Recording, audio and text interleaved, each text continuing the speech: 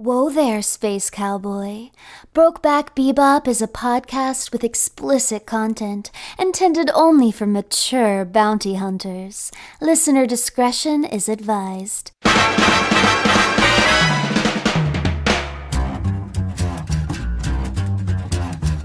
Listen to all 40 steamy sessions of the show right now by supporting Brokeback Bebop at patreon.com/can'tdisappointpodcast. I think it's time to blow this scene. Get everybody in the stuff together. Okay. Hello, everyone out there in the cosmos and beyond. That's Welcome. not how we start.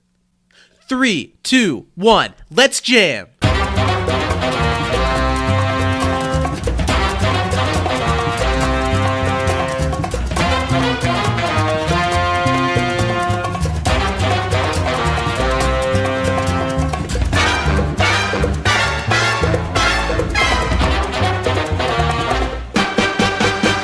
Hi everyone out there in the cosmos and beyond. Welcome back to Brokeback Bebop. Probably not the only Cowboy Bebop Rewatch podcast out there, but it sure is one of them. Hey, probably the best one done by two guys whose primary gig is a community podcast. Welcome back to the show, everybody. I'm Zach. I'm Steven. And right now we've kind of got a situation going on. I'm a sick boy, so you might be hearing that a little bit, and Steven's a spicy boy. Yeah, I just ate the third hottest ramen I've ever had in my life. Wow. And I made, all three of those were made by me. This one I overdid it with the ghost pepper hot sauce a little bit. And the hot I'm sauce feeling I it. have at home right now is a ghost pepper hot sauce as well. And I'm used to often having something like Cholula or like a red, like a classic hot sauce where I can kind of let it drippy drip drop all over the food and not be too worried about it. But the ghost pepper sauce, it is pretty hot. It's really good. It's really flavorful. It's got that like smoky, like kind of Chipotle heat, you know? Yeah. I really like it, but it is dangerous. Oh, and you had it on ramen with some eggs? I love hot sauce on eggs. Yeah, it's great. Love hot sauce on eggs. Hot sauce on Tell eggs me is about these beautiful. two hotter ramens. What was the hottest ramen you've ever had? Hottest ramen I ever made was the first time that I overdid it with the ghost pepper sauce. I can handle a fair amount of heat. So you've learned your lesson previously, and you went back to... I was like, you know what? I'm just gonna go to town. I can handle it. The hottest ramen, it was just inedible. I took one bite and I was immediately like crying and my God. sweating. And I ate about half of it, but I it was so bad I like threw up after. Are you like, having it was heat bad. burps? Is that what's happening? You having I some think heat so. burps? Sorry about that. I have a heat burp coming out. Second hottest ramen. The problem Yeah. was that I had probably as much as I could handle of ghost pepper there, but I also had a fair amount of like red chili flakes. And when chili those powder in get there. like, sometimes those will like cut the roof of my mouth and then get stuck there and it hurts and it's spicy. Yeah, But I'll I get love them caught them. on I my, sure on do my put a shit ton tonsils of every them. once in a while. It's just like a constant burn. Give the audience a little, I know you find yourself, I know that you really wish you were an animated Asian boy, but you're not. So I know you've really perfected the like visual and food art of ramen. I do. So run us through it. What's the key? And I noticed that you use like instant noodles as your base, I do. which I is always use common. I know instant that's noodles a as my thing. base. I used to eat a ton of instant noodles. I was never next leveling it as far as you were. Run us through the process. So if I'm going to really make ramen and I want it to be good, I still use instant noodles. My favorite is the Shin spicy ramen Okay. noodles. I don't Those know are if I've really had good. those. They I don't come in know like if a they red carry 'em around package. I honestly order them from Amazon more than anything else, but they're really good. I take some of those. If I'm making, let's say I'm making for two people, I'll put 2 packages in a pot, boil the water, standard stuff, except I put some ginger, some garlic powder, and some lemon pepper ginger. in the water Okay. with the noodles when they boil. Always season your water. Then I separately get ready my seasonings for the noodles in a separate little bowl. And I'll do lemon pepper, garlic powder, onion powder, paprika, oregano, and a lot of ginger. Very generous on the ginger. And then I'll throw a little bit of Worcestershire sauce and a little bit of soy sauce in there Just to mix everything them in around. the fridge. And then I will use probably one, if I'm making 2 portions, I'll use probably a third to half of a packet that actually comes with the noodles. I have to watch my sodium because I have a genetic predisposition being a black man in America. So I actually don't cook with salt anymore. I that's substitute smart. lemon pepper a lot of the time, and it checks all the same boxes. Really? Pour a little bit, I pour a little bit of that in there, and then Now that I stir make those my up. own food, I definitely eat a lot less salt. Yeah. And you if can I season ever, it up. when I was a kid, I would put heli salt on my food. But now I'm all about black pepper. I like it Pepper's salted, great. but like I really crank the black pepper. Yeah, try throwing. I mean, everything I make just about has some lemon pepper, some paprika, and some garlic powder in it. Lemon pepper, I would try it, but I find it hard to believe that it would be a good replacement because I definitely notice like the lemon zing and stuff, and I don't like that in everything I eat. Interesting choice. It's good with what it's good with, but I don't want it in everything. Yeah. So next what I'll do, obviously I'm boiling the water at this point. I do 2 eggs, 2 little slices, actually I do 4 slices of ham on my little separated 4 little section thing that I got that I saw on TikTok that I bought because it was really fucking cool. Lets you make really super easy like McMuffins or like little round fried eggs, things like that. Nice. It's great. And then what I'll do, if I really want to get fancy with it, is when the water's boiling, not only will I put the ramen in there, but I'll put some spinach in there with it too, because the amount that takes for the ramen to cook to how I like it, pretty perfect to wilt your spinach. Then for presentation purposes, after the ramen is cooked, first I put a piece of ham at the bottom of the bowl. Okay. Then I don't like ham. Huh? I don't like ham. You can use pork belly if you can find pork belly. I would prefer pork belly to ham. Yeah. But this is the realistic way because I don't know where to buy pork belly all the time. But you put the ham at the bottom or whatever meat you're using with this ramen. You can do it with sausage. You can do it with chicken. It all works. Then I will, of course, mix in the seasonings with the noodles. I leave all the broth in there when I'm making it. I may not use it all, but I like broth, so I will. Then I will just put some noodles in each bowl. Then I put the egg on top of the noodles. Then I put the broth on top of all of that. Yeah, that makes sense. Yeah. And that is really, Danny will add some soy sauce sometimes because she really likes it. I will add a little bit of ghost pepper sauce and some chili flakes because Danny doesn't like spicy things. If I'm cooking for just myself, I put all that stuff in the sauce mix, except the ghost pepper sauce I always add at the end. Or at least I'll put it, if I'm making it where I'm like just putting boiling water in like the instant ramen cup, I'll put the ghost pepper sauce in before the water. And it's delicious. It's great. It's so yummy. It's lower sodium than if you just use the sauce packet itself, and it tastes a whole hell of a lot better. Well, that's You get been protein, Brokeback you get Bebop, spinach. everybody. I hope Yeah. you enjoyed it. We'll see you next week. I know, it's not like we have an important episode to talk about it or anything. Yeah, a pretty low-key one. Today we're talking about the 13th session of Cowboy Bebop. Really, it's both in number of episodes and in story-wise, even without seeing the next part. This is like the end of part 1. Yeah, absolutely. And it definitely feels like it at the end. We're talking about Jupiter Jazz part 2 after part 1 last week. Yeah, now we're a week removed from part 1. How well do you remember all the beats and things that were going on? You feel like you're with it going in? Yeah, I think so. Especially the first minute or so of the episode Sure. does a pretty good job. They do a pretty good job of throwing you right back in, giving you little flashes of what happened, but not Yeah. like a previously on, which I like.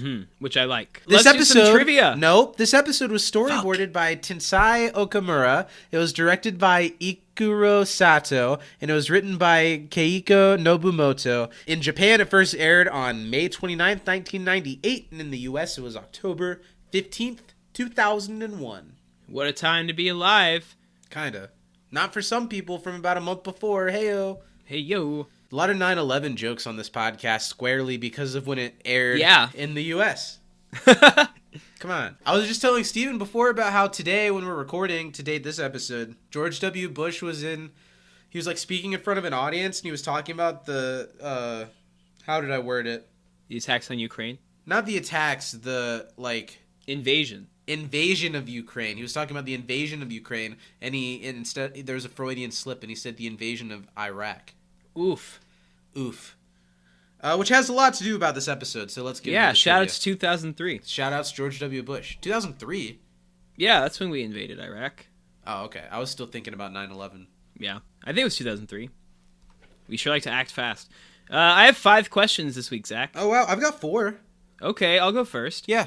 What's the name of the song that plays from the music box? Oh, I don't know. I know it's like Julia's song and the importance of it, but I don't know the title of the tune. Do you just have a guess? No. Just give a guess, Zach. Do I have a guess of the name of an instrumental song? And no.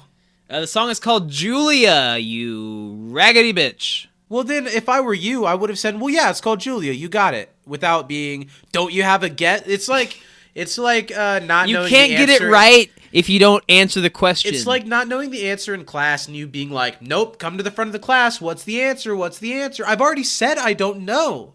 Clearly, you've never been in a classroom taught by me, Zach. That's exactly what I do. My first question, as a dance teacher, that sounds Yeah. horrible. My first question, how much did the ship have in it when Faye stole? Ooh, a good old 20,000 credits. Or Wulong, whatever the fuck they use in this show. Where did Vicious and Grin serve in the military? On Titan. Yeah, do you know what Titan is, Zach? It's where the attack is on, but no, I don't. Geographically, no. It's one of Jupiter's moons. Is it really? Is that I really think it's what Jupiter's called? biggest moon. I don't yeah. know a lot about astrology and about the solar system. I know that planets have moons, but I don't know the names of the moons. Do you mean astronomy? astrology? Yeah, can't. It's the What do study you of think the Spike stars. is? Do you think Spike is a Sagittarius? I think he's a Cancer rising. I don't know what any of that should mean. I don't know what any of that I just know should that I'm a mean. Cancer and I cry a lot. I am a skeptic with that and like all things like ghosts, things Yeah. like whatever. But I also feel at a point when so many people believe and put power to a thing, that power is no longer fake. It actually has power. You know what I mean? So maybe it is real. What are you? I'm an Aquarius. So Zach just said right now he believes in God. You Yep. heard it right here on the Bebop Fuck no. cast. No, I don't think so. No, what we've already learned that we shouldn't bring that up on this show. But what I will say, I'm still in a place in my life where I don't believe. But I think if I do, I definitely don't believe in like the lifeguard god who like gets sad when you do certain things. And I do kind of think that like it's complete bullshit that if someone is born in another country and is never given access to a certain religion and they're raised in a religion of their own, I think it's bullshit that that person goes to Nope, hell. straight just to hell, because- Zach. I That's know. how it works. Just Straight to because hell. they picked the wrong religion. So I kind of have a feeling that it's like if it's real, that it's like all roads kind of lead the same place if you Totally. do the right thing. Definitely. Let's see. What was I talking about? I think it's my turn. Probably. Have you done 2 questions? Yeah. Okay, it's my turn. Did you want to make a point? Did you want to say something? Yeah, but I don't remember what about. You're like, Because "And what'd on you the say? last-" Oh, ghosts and shit. Yeah. Yeah. If they're ghosts, I'm not gonna be shocked, but I don't go around worrying I about them. certainly haven't had any experiences that lead me to believe that there are. And I think the human brain does all kinds of crazy shit that is incredible, and seeing things is one of them. Yeah. So fuck ghosts. My second question, what does Gren's red eye read as when they X plus. test it? Yeah, so that's how you know it's real. Ooh, X plus red eye. I like that it didn't fill it all the way up though, so it's not like No, the it's not purest the of the best. pure. Yeah. It's not like Heisenberg, but it's real. It's pretty X pure. plus. Why didn't Spike die when Lin shot him with tranquilizer bullets? Well, isn't that the answer? Because it was tranquilizer? I read my answer. Yeah, because I knew the answer before you said it. Yeah, because I'll I was give it gonna, to you. I was gonna use that in my recap, so I know believe that. you know that. But so I was thinking, is there? It's just because it's a tranquilizer and it's not a Why bullet. didn't the guy not die when he got not killed, Zach? What was inside the music box? Oh, a tracker. But what do they call it? Starcom track guy. Solar transmitter. Is what I read. Damn. Who's the real fan now? Who was the guy that Jet asked for directions? I don't know. He's the guy that Faye and Grin beat up in the last episode. Oh, really? That's cool. No, I yeah, didn't it's a put that funny together. little joke. And my last question, what are the 2 colors of Spike's eyes? Fuck you, man. In this episode, they're both very brown. Yeah. And other I episodes love it. is it. And this is the episode that mentions that they're 2 colors. Yeah. It would make more sense if other episodes they didn't have it. This episode needed to have it if they were going to say it. Yeah, I don't. That's a fuck up. Somebody Yeah. really dropped the ball on that one because they look exact. Like one looks a little bit darker, but like they're both fucking brown. Yeah. That's my questions. You got one more? I do. What did Spike have to do to rejoin the Bebop? At the very end? Well, what was he 'cause supposed they're to like, have to They're do? like, you have to bring... Isn't he supposed to bring in Gren? Yeah, Yeah, okay. you're right. Good job. You did great. You did good too. Honestly, not that good though. I did better. You did okay. I did a worse job at reading my questions than answering yours. What did you call it? Star Quest trans guy? Starcom track guy. All right, everyone. Time it's to move time. on past all the segments to the part where we talk about that episode. Actually, son. Zach. Huh. Actually, the next portion of our program is maybe my favorite part of the show. It's where we all sit around our big old Native American fire and we all try and figure out, did Zach comprehend the episode this week? The part of the show where we give Zach 20 seconds to describe in detail what he just watched. How you feeling this week, Zach? Obviously, you put some thought into it. Physically, I'm not feeling very good today, so that factors into it. Also, I did comprehend the episode, but there's a lot of intricacies in this episode. There are a lot of details in this episode. So again, it's going to be a matter of if what I'm able to get out in 20 seconds is satisfactory to you. A lot of moving parts to this one. Yeah. I'm trying to move my parts, but they're just flaccid. Yeah, that's not good for a deep pull. No. Let me take a sip of water. Go ahead, prepare yourself. I'll give you the time. It's been brought to my attention that maybe I'm a little less forgiving with my countdown. I'm even going to blow my nose. I'll take it out of the sound, but I'm going to blow the shit out my nose right now. All right. I'll put like a honk. I want to hear it. Or put like space noises. Wow. You're listening to Zach and Steven in the morning. Really? Here on that is your what we local were going to radio call station. the community podcast at one point. Or Zach and Steven have a podcast. Whatever. Let's do it. Okay. 20 seconds on the clock. Yep. We're going to get going. Good. Best of luck, Zach. I'm going to be firm. I'm going to be fair. I might give you a little spanking, but I'll love you no matter what. The more you talk, the more I forget. 3, 2, on go, obviously. 3, 2, 1, go. So it turns out that Faye's saxophone-playing titty boy was one of Vicious's right-hand men on the Attack on Titan.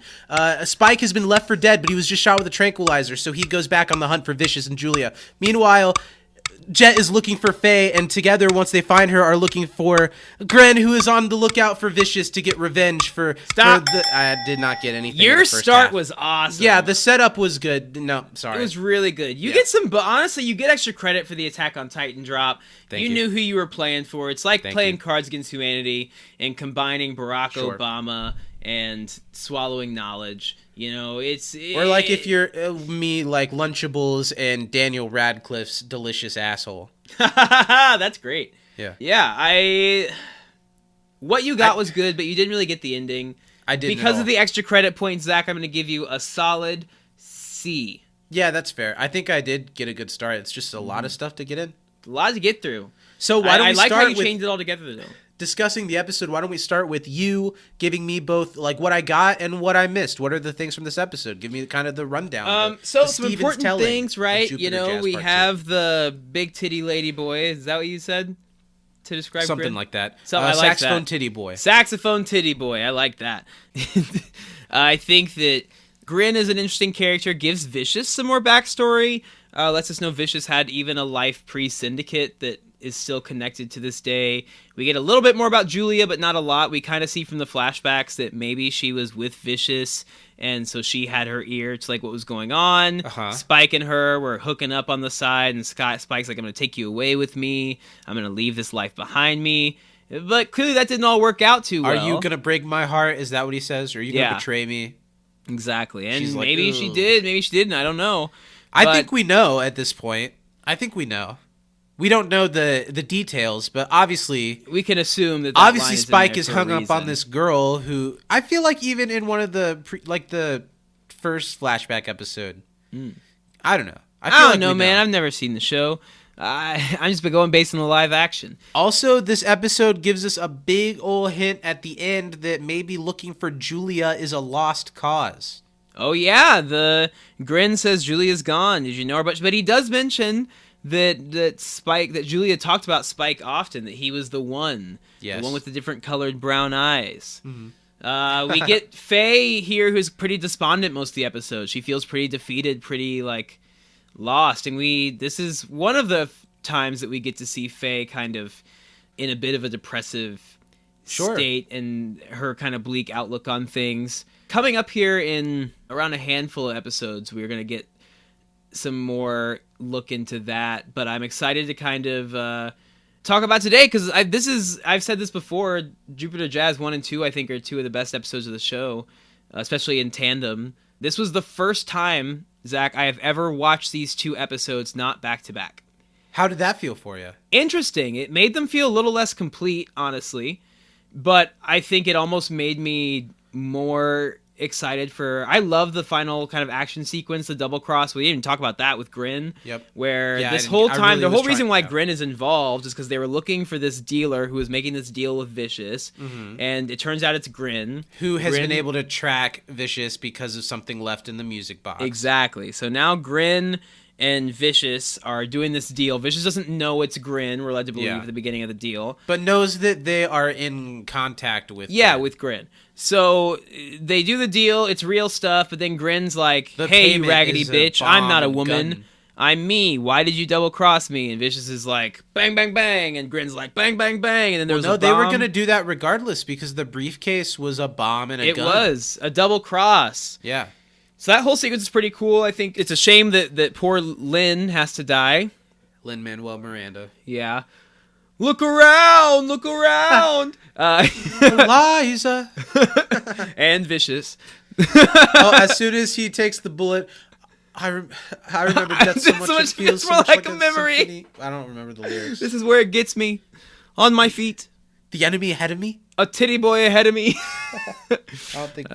I know I said that, but I feel like the more we say it, the less we should. Well, it's okay. I said lady boy at first, and that's much worse. Yeah, that's really bad. Yeah, that's not a Yeah. phrase that's used anymore. We like the trans. Yeah. We're fine with them. But yeah, what did you think about the episode, Zach? You're right that I think the episodes would have worked well in tandem, but I do think maybe being a bit of an outsider still, even though I'm less of an outsider now, it would have been a lot to watch them back to back. I kind of feel like these episodes are the episodes that I find myself getting the most bored by. And it's not to say that the stuff that happens in it isn't important or meaningful. I think the ending, especially with Grin, is really impactful. But I'm really invested in the dynamic of the people on the Bebop. Yeah. And they kind of keep like pussyfooting around telling us all of the past. And I would rather they just tell us already so we can like have some adventures with the gang. Yeah. I can't remember exactly what the next episode is, but I think we are going to head back to some more adventures with the whole crew.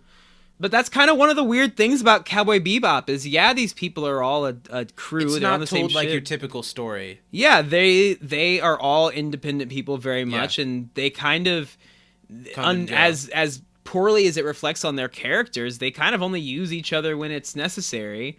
I mean, Yeah. they've come to each other's rescue before, but not necessarily because they want to. I mean, I think Jet.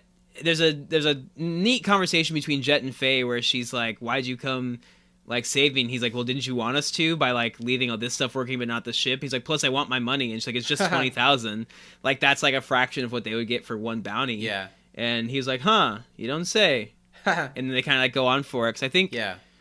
and even Jet allowing Spike to come back, because Jet said, "Spike, you go, like you're gone, like we're done, like this is like I'm not gonna be a Get part out of of this. here. I don't want you anymore. I'm Just taking go. the Get kids get and out going of to my here. sisters." And We're staying and he's at the like, Motel "All right, so 8 tonight. right." So he tries to give Spike an in. He's like, "Okay, bring this guy in, and you're back in the crew," which Spike could give a shit about in the moment. But even when he doesn't, Jet is like, "Come home," like. Yeah. Of course you have a place here. You're a part of this I'm crew. lonely. I'm not Yeah, gonna and he's like, stay and just I to know that Faye and Ed.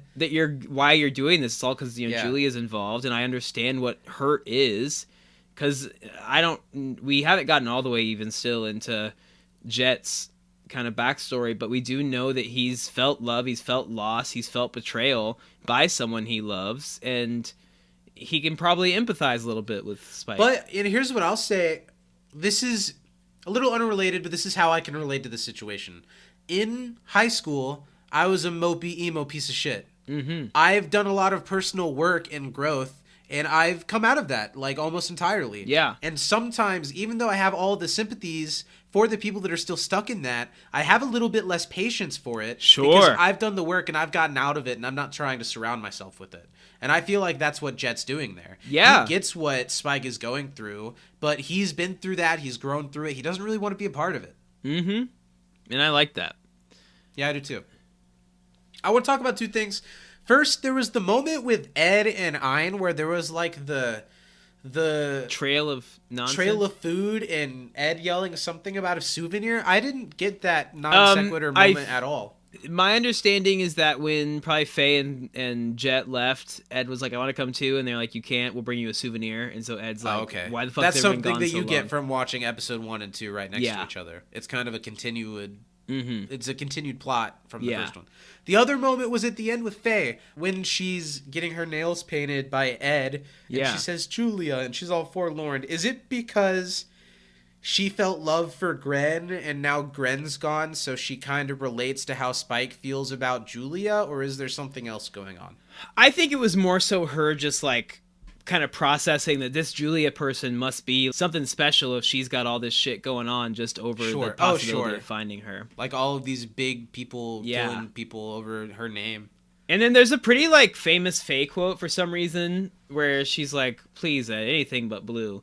And where, it's like, if because people, Gren's like, hair was blue, right? Is Gren's hair kind of blue? maybe that was it. That's the way. That's what my first thought was. That makes sense. I thought his hair was kind of purpley like Faye's. But that's why. What did you think? What is your thought? Well, I don't know. I like, unless I'm forgetting something from a later on Faye episode, which I'm thinking there might be a thing, but I don't want to say. Yeah. That's like a line that like when somebody's cosplaying Faye and they like post it on Instagram, like they'll like make that the caption sometimes. Interesting. Mm-hmm. I feel like it's because Faye was in a weird, confusing sexuality way falling for Gren. Totally.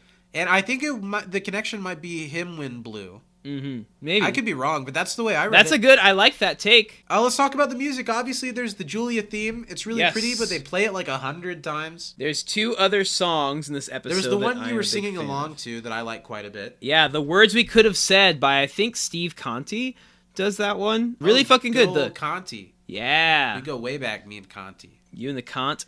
Yeah, that one's great. Super emotional. It's really fun to dance Bolero to. I play that one at work a lot. The other one is one that they play. Spike's Eyes, remember that? Just keep that in mind. It's They're a thing. both brown, remember that? Okay. Yeah, remember that they're both brown. Well, then, do you want to explain to me more when they say one eye sees the past? Oh, that makes sense. That's why we're getting these cloudy images of the past. It's literal. He literally sees the past. Yes? Yeah. I can't tell you anything about the eyes yet. But am I on the right track by saying that? That's, yeah. And the right eye sees something that we don't know about, or whatever. Okay. Yeah. The last song, one of my favorite songs in all of Cowboy Bebop, easily top 3 for me, Space Lion. It's what they play at the very end of the episode. Oh, Snoop Lion. I know yeah, that one. it's like, the full version's like 8 minutes long. Wow. I play it all the time if I'm chilling or I'm reading manga or something. It's beautiful. I think that, like, in the full version of the song, there's like a beautiful saxophone solo that, like, I've literally cried before listening to. I think it's gorgeous. It's like compositionally gorgeous. Like, When if you're in the sax right, hits you right in the fields. if you're in the right level of being at the time, that song will take you some places. Wow. Yeah. Send me the name of whatever song I should play I at the end will. of the episode. Let's talk a little bit more before we do the captain thing. What else is on your mind? What are some things, without spoiling in the future, that we haven't mentioned yet Let's that I see. should remember about the main characters in this things that I episode? wrote down that are important. The war being on Titan. That's just an important thing in the history of the ethos of and that's before the Syndicate. That's before the Syndicate. Yes. Julia being in that place with all the guys for a while, and them knowing her, and Okay. just that's keep in mind that she was there 2 years ago, so that's at least as recent as she was there. And that's really that's the only thing we haven't talked about yet was that stuff. We talked about everything else that I think is pretty important.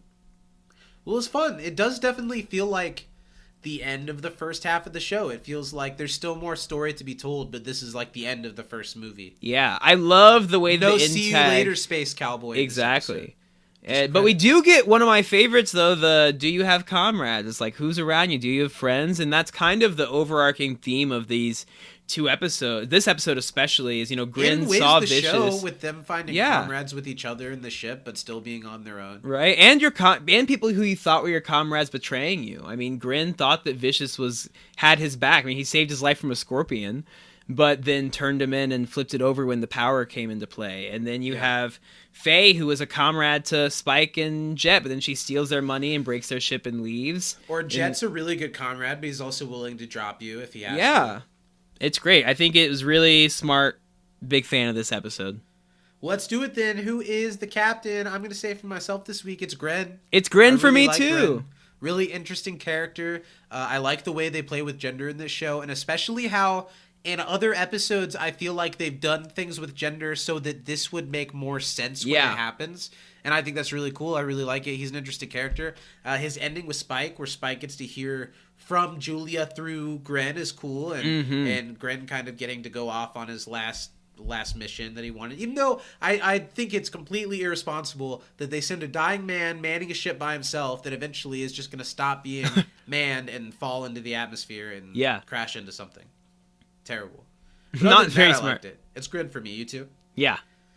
I love Gren. Think that Gren's great this episode especially. I love Gren's kind of view of mortality and wanting to accomplish things that he wants to do in the time that he has is fleeting, and says, if I know I'm not long for this world, so I'm going to do... Fuck shit up. Yeah. I'm going to get real weird with it. Going to get real weird with it.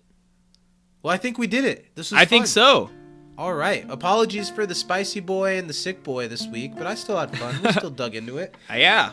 We're going to be back to talk about session 14. That is Bohemian Rhapsody. So I'm excited for that. Yeah, I love Queen. I think that, I have a lot to say about the song. Yeah, Rami Malek. Yeah.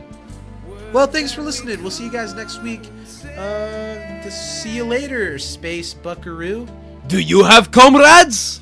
Funny, ain't it? Games people play. Scratch it, paint it, one and the same. Thanks for listening. Support this show and our podcast network at patreon.com/can'tdisappointpodcast, where starting at $5 a month, you can get immediate access to all 40 outrageous sessions of Brokeback Bebop. See you next time, Space Cowboy.